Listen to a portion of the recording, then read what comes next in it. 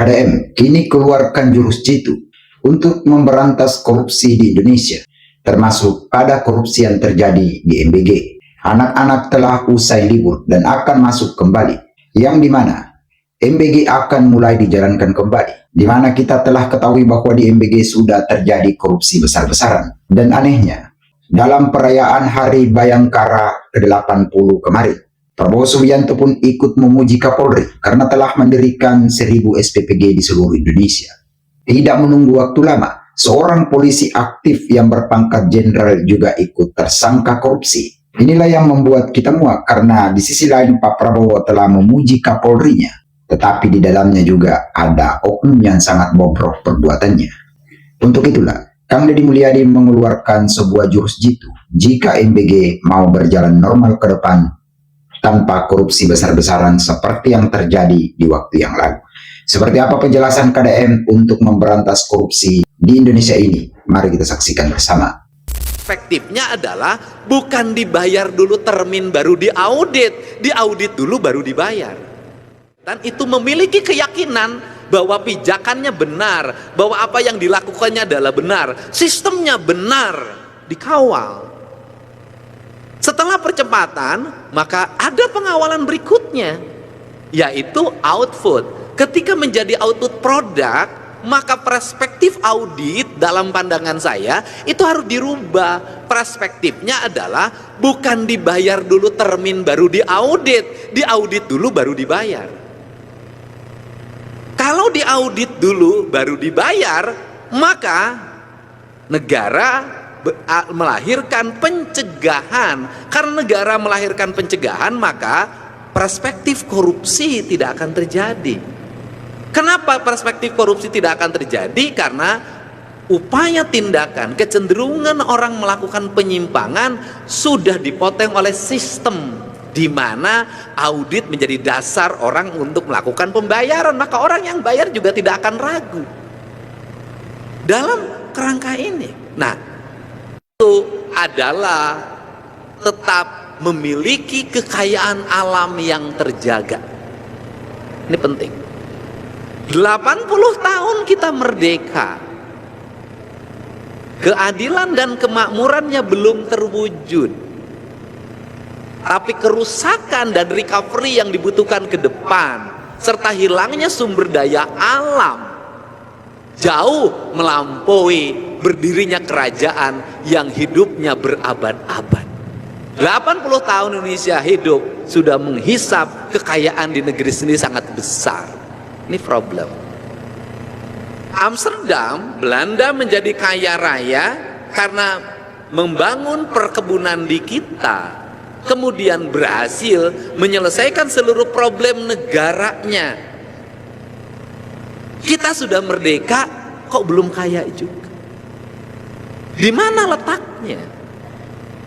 Letaknya adalah di administrasi pemerintahan yang orientasinya kepuasan administrasi. Harusnya kepuasannya apa? Harusnya adalah kepuasannya publik. Kepuasan publik di mana? Di outcome-nya, di benefitnya. Di era Tukin ini, saya katakan, telah melahirkan degradasi birokrasi. Saya menentang ini jujur aja.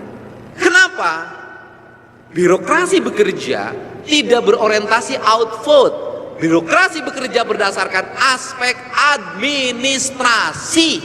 Itulah cara jitu Kang Deddy Mulyadi dalam memberantas korupsi, utamanya dalam tubuh BGN, yaitu dengan cara diaudit terlebih dahulu. Dalam arti kata, adalah bagaimana mempersiapkan sistem-sistemnya. Kalau memang sistemnya sudah matang dan sudah menutup semua celah korupsi, barulah dana itu dicairkan. Jangan seperti MBG maupun BGN yang aturan-aturannya belum matang, lalu dana itu disodorkan begitu saja.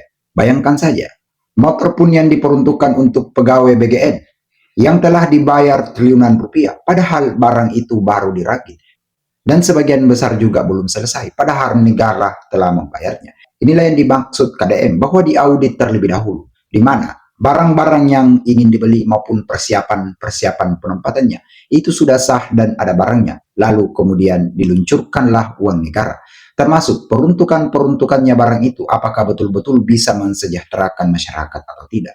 Maka itulah semuanya diaudit. Bahkan kalau bisa dibawa ke ranah DPR dan disepakati sama-sama antara pemerintah dan DPR-nya. Maka cara-cara ini betul-betul akan menutup celah-celah korupsi. Jika aturan-aturan BGN diberlakukan seperti ini, maka yakinlah MBG itu akan berjalan sebagaimana mestinya. Lalu kemudian, Kang Deddy Mulyadi juga menyinggung masalah keadilan dalam pemerintahan. Seperti apa pendapat KDM mengenai kepemimpinan yang berkeadilan? Mari kita saksikan bersama. Pemimpin yang tidak adil adalah pemimpin yang tidak membelanjakan anggaran negaranya untuk kepentingan rakyat.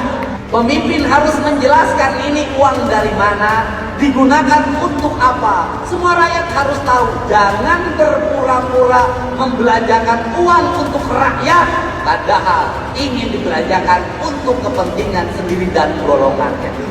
Maka itulah menurut Kang Deddy Mulyadi sebagai pemimpin yang adil. Jika semua anggaran-anggaran negara bisa mensejahterakan masyarakatnya, jangan memperkaya dan mensejahterakan diri sendiri. Seperti oknum yang telah terlibat korupsi di BGN. Bayangkan dia adalah seorang pejabat negara yang seharusnya melindungi dan mengayomi masyarakatnya. Maka semua ini adalah pemimpin-pemimpin yang tidak bertanggung jawab karena hanya memperkaya dirinya. Dana-dana masyarakat itu, inilah semua yang tidak diinginkan oleh KDM. Maka KDM juga menyinggung kita telah merdeka selama 80 tahun. Tetapi negara kita juga tidak maju-maju. Padahal Belanda yang hanya numpang di Indonesia dan menjajah Indonesia. Yang dia hanya membuat perkebunan teh dan lain-lain sebagainya di Indonesia. Dia bisa memperkaya negaranya sendiri, yaitu negara Belanda. Kita sudah menggarap bumi sendiri selama 80 tahun. Dan menurut KDM, bukan kesejahteraan yang datang, tetapi lebih banyak merusak alam ini sendiri.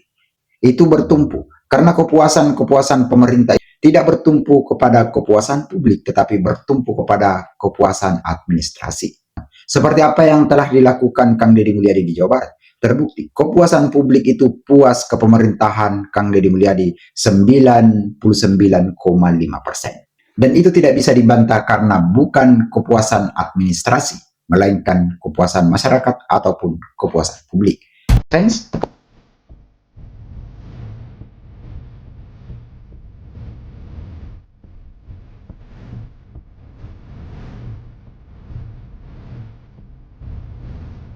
Kepuasan publik.